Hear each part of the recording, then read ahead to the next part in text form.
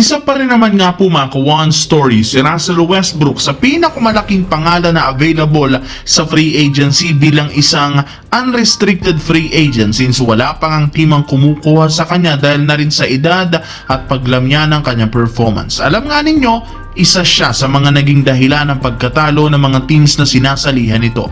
Pero kahit ganon, expected na makakapagpapirma ito ng kontrata bago matapos ang off-season.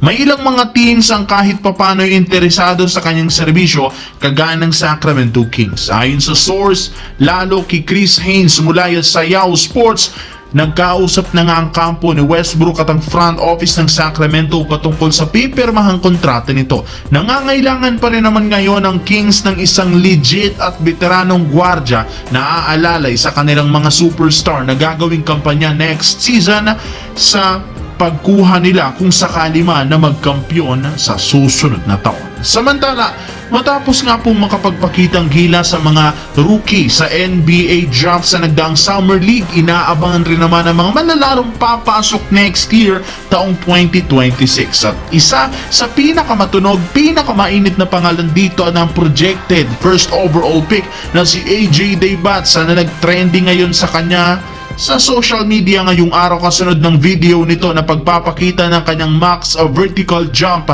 kung saan makikita dito na mas mataas na ang kanyang ulo kaysa sa rim.